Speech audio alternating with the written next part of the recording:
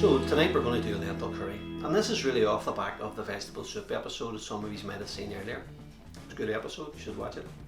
But anyway, we're trying to go a few days here no meat, just to save money more or less, and it's meant to be more healthy for you, good for the planet and all. So we're trying to invest or look up some recipes, lentil curry, and this is one I found that's really good. I think you're going to enjoy it. So today we're going to be doing a lentil curry. Now, a lot of people are intimidated by vegetarian recipes and stuff because simply it's the unknown. We're from Derry, we're not used to all these herbs and spices. So I'm going to talk you through it step by step, take you outside your comfort zone and do a nice wee vegetarian curry for you here tonight. So first things first is we got this pan. Now I should point out I've done this already, chopped it all up, but I'll talk you through the ingredients when we go through, right? Put oil on the pan and then I'm going to put on these onions, and on top of that let them fry up. Then I'm going to put on along that ginger, and this is, believe it or not, 6 cloves of garlic. So I actually made a bit of an error there. I probably should have put the onions on first, let them render down a bit before adding the garlic and the ginger, because they cook at different times, so that's important. They cook the onions down first, but I was just got excited because I was doing a video and I put it all in together, but that's not right. Okay, so now this stage onions are cooked down here. I'm going to add on the spices, right? So the first thing we're going to put in is a teaspoon of curry powder, right? Mild curry powder. Get that anywhere, throw that on. Second one, ground cumin. I'm going to throw that on. Teaspoon of that as well, too, about, maybe.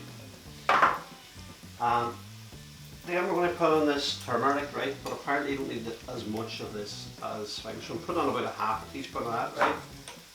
And coriander leaves. You could probably use the ground coriander as well, and I will supplement a wee bit, but it's probably not necessarily that you need to use that. So put a bit of the ground stuff on too. And just for a wee bit of heat, I'm putting on some chili flakes as well. Let all that fry up then on a nice just to get up that thing going. So you just need to let that kind of fry off for a little bit.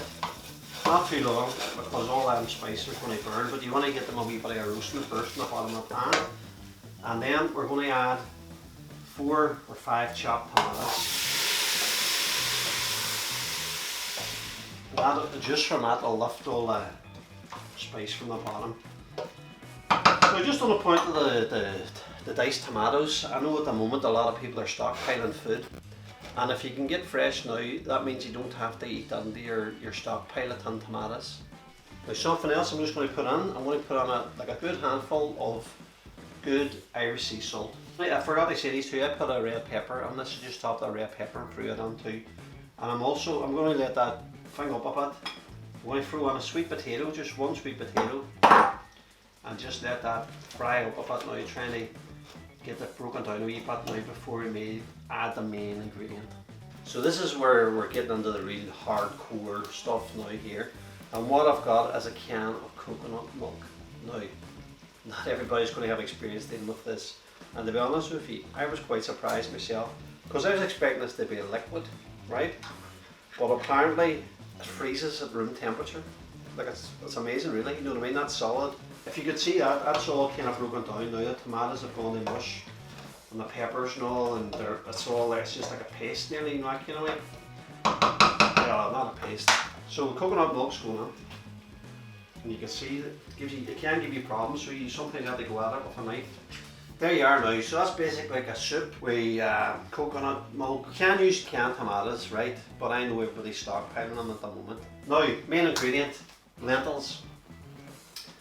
Lentils, there you are, look, pack of split green, that's about half a bag of split red lentils. Boom, like that. You don't need to soak them around, just give them a rinse under the sieve, and then that's going on there. And that's more or less it, guys. Them lentils are going to absorb that juice, so I'm going to top that up with a bit of water. Put pour water in, a couple of things of water, just to give the lentils a bit of space to absorb the stuff, you know. I'm going to start off by maybe just 1 thing of water, just maybe 1. I'm going to put 2 in it, so you see how I get on. Pick that up the boil, let that, keep an eye on it. You need to keep an eye on it, but you essentially just cook that now. So basically that's boiled down. I actually hit that with a blender as well, just to get it nice and creamy or smooth. But hey, come along and veggies, banana bread, that there, beautiful.